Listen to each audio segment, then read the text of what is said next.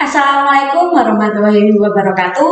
Perkenalkan, nama saya Mita Tri Alfani dari kelas AKM 3D NIM 1942520169. Di sini saya akan mempresentasikan tugas akhir semester saya mengenai tinjauan umum manajemen strategi. Topik pembahasan saya ada pembentukan strategi, karakter keputusan strategik, tahapan manajemen strategik, dan model manajemen strategi. Untuk yang pertama yaitu pembentukan strategi. Seorang ahli bernama Klaus Schmidt mengemukakan bahwa kata strategi berasal dari bahasa Yunani, yaitu strategos, stratos yang artinya militer dan yang artinya memimpin, yang berarti generasi atau sesuatu yang dikerjakan oleh para jenderal perang dalam membuat rencana untuk memenangkan perang. Menurut Klaus Schmidt pada tahun 2013, strategi merupakan suatu seni menggunakan pertempuran untuk memenangkan suatu perang. Strategi merupakan rencana jangka panjang untuk mencapai tujuan. Strategi terdiri dari aktivitas-aktivitas penting yang diperlukan untuk mencapai tujuan. Tugas utama dalam manajemen strategis pada umumnya adalah kompilasi dan penyebarluasan pernyataan misi. Aktivitas ini mendokumentasikan kerangka dasar organisasi dan mendefinisikan lingkup aktivitas yang hendak dijalankan oleh organisasi. Setelah itu, organisasi bersangkutan akan melakukan pemindahan lingkungan untuk membangun keselarasan dengan pernyataan misi yang telah dibuat.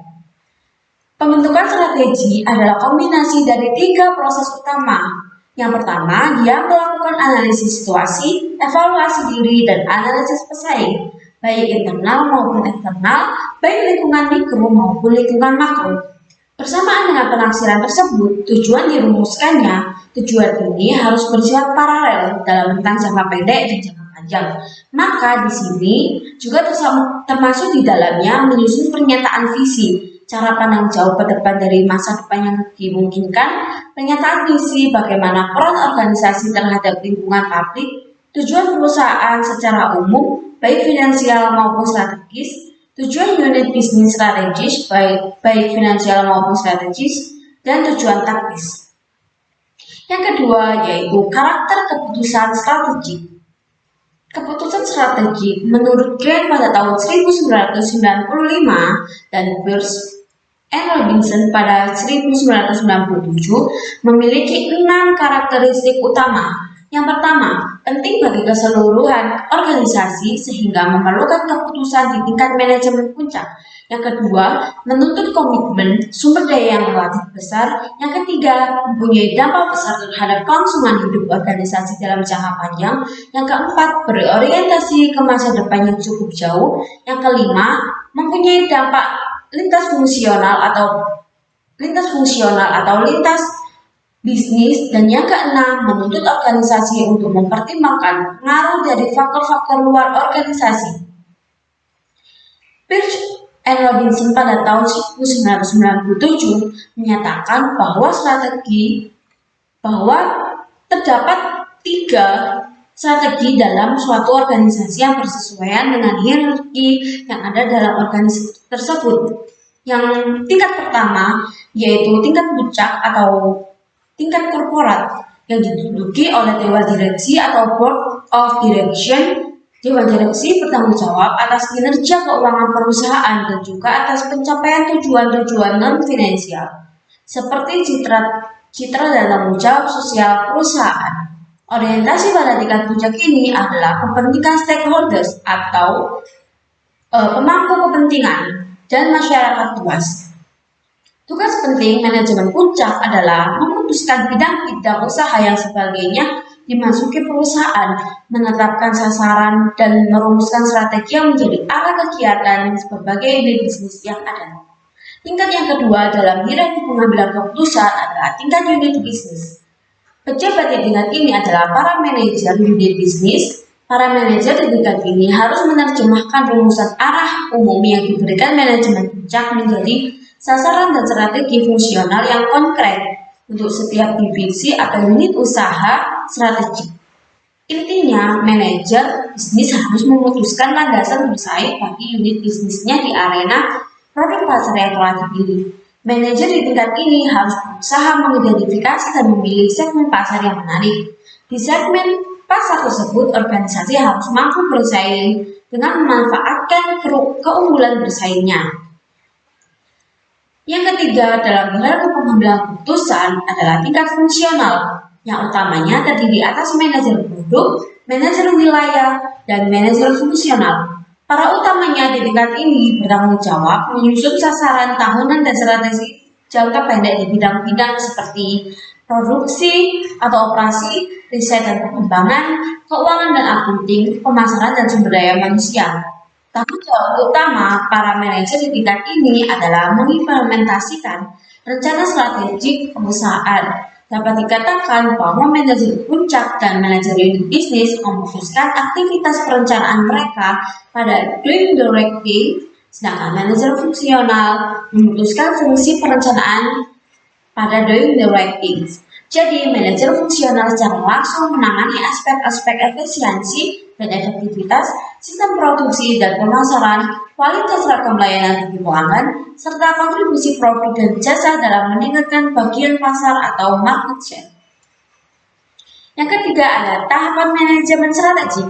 Menurut Ford David dan Forrest David pada tahun 2016, proses manajemen strategi atau strategic management process terdiri atas 3 tahap. Pertama, formulasi strategi, implementasi strategi, dan evaluasi strategi.